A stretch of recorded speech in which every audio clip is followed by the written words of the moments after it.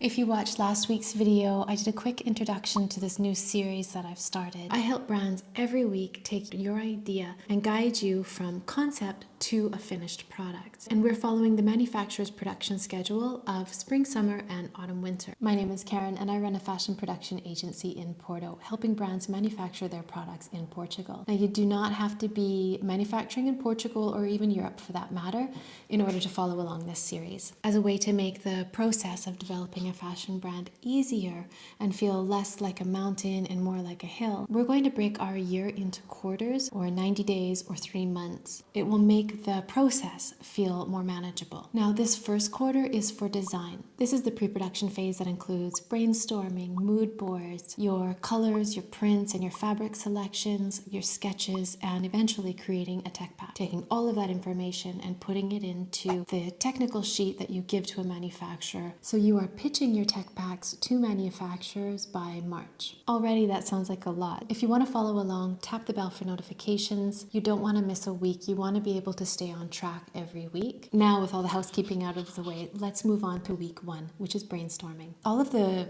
pre-production topics that I mentioned before, we're going to visualize them and write them down. This is where you really want to carve out time to yourself, either in a quiet space or a noisy space, depending on how you best operate, to really conceptualize your ideas and your inspiration. Now, I'm going to walk you through this. What you're writing out, grab yourself a pen and a paper, and you're going to create a bullet point list, a flow chart, a mind map, whatever it is that you think is best. But I recommend going old school and using a pen and paper, not technology. Also, just away from the distractions, all the tabs and the text messages and apps and so we're going to brainstorm your garments. How many styles are you wanting to produce? Now hold up, this is not Project Runway. You do not need a 13-piece collection to go into your first round of production. Seriously, think about having 1 to 3 styles maximum. You can have multiple colors. For example, you have one dress and maybe in 3 prints, and each print has 2 different colors. But even that is kind of a lot. But if you were starting with more than 2 or 3 styles, then you're going to need a big budget and a lot more time. What do I mean by styles? This shirt, for example, is a style. This would be style 1. And if I changed the collar, instead of a boat neck, I wanted to go for a V-neck, which I don't, but if I wanted to, I would go for a V-neck. That V-neck would be style 2, because the pattern, the boat neck from style 1, needs now to be changed. So now you have 2 styles because you need 2 different patterns. If you wanted different sleeves, if you want to add a pocket, you're still looking at 2 different styles, 3 different styles. Each change to the pattern is a new style. So when I say I recommend 1 to 3 styles, this is kind of what I'm thinking. Maybe you want to have trousers and a top and a coat. Why do you want that many pieces? I don't know. Could you just start with the coat? It's quite possible. Think about these things as you go. Okay, so 1 to 3 styles. Plenty for a startup. Honestly, I would just start with 1. But here we go. Production is a lot to manage. So a word of caution. Pull back on the vision, visualize it, make it big, make it grandiose, and then pull back. Edit yourself. Take those other ideas and just pin them for another time, another collection. And then once you have this initial product up and running at the end of this year, meaning no new tech packs are needed, or there's just a slight edit to the tech pack, or creating a new style and a new pattern and a new sample is an easier process for you because you've already gone through it now once before, then slowly and modestly add more pieces to your collection. What are your seasons? Ask yourself, are your products a seasonal or seasonless collection?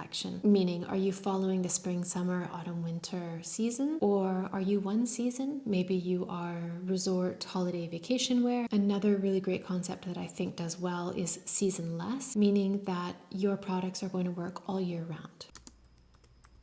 The customer avatar or the customer profile, basically, who are your garments for? Customer avatar, this was so popular before. I don't really know if it's necessary now when it comes to a lot of industries, but for fashion, especially when you're starting, I believe it holds true today. And then be open to surprises. You never know how or where your designs are going to take off, and you can adjust and adapt who you're designing for as you grow. Because as your pieces sell, you gain more data, you gain more information, more analytics, and that's where the knowledge is. That's where all the information is. Eventually, that's how you're going to be making your decisions, is this fabric works best for that garment because it sells the best over here, and that is my best selling garment. That is my bread and butter garment that is constantly bringing in profit. That data information is really important. You don't know quite yet who your audience is, and so that's where I think having the customer profile is a really good place to start. So who is wearing your collection? Who is buying your pieces? Can you see the inside of their closet, their home? What does it look like? Where does your brand fit in to their lifestyle? You want people to imagine themselves in your clothes, and then what's the setting around them? What's the lifestyle that you are fitting your clothes into? Maybe you see yourself. Are you solving your own problems? Perhaps you have a long waist and short legs, and finding jeans and trousers that fit